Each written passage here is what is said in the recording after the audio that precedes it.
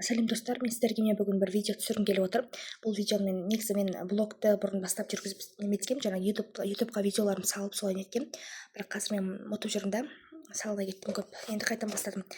Мен көбінде медициналық блогты жүргіземін, бірақ пайдалы кеңестермен де бөлісемін. Так, бірінші пайдалы кеңес. Мынандай пайдалы кеңесте, мысалы мынандай крем, бұл дубайский крем деп аталады. Менің атым енді ағылшынша жазылып тұр. Мен сіздерге жазып кететін боламын, қалай екенін төменде белгілеп жазып кететін боламын. Бұл крем бар ғой, жаңағы өте андай ашты крем ғой, қызыл цвет. Қызыл цветті андай қарынды кетіруге, артық денедегі майлар бар ғой, соларды кетіруге арналған крем болып табылады. Осы кремді жағып нетсеңіздер болады денелеріңізге. Сосын кейін ол кеуіп тұрады, бір күніне 1-2 рет 3 рет жасаңыздар болады. Сондай пайдалы кеңес. Егер заказ беремін десеңіздер, онда маған жазыңыздар, мен сіздерге заказ берсеңіздер, мен сіздерге алып көмектесемін. Оны алу почтамен салып жібере аламын. Осындай кремді тағы бір болған, мен тағы бір видеода көрсетемін келесі видеода.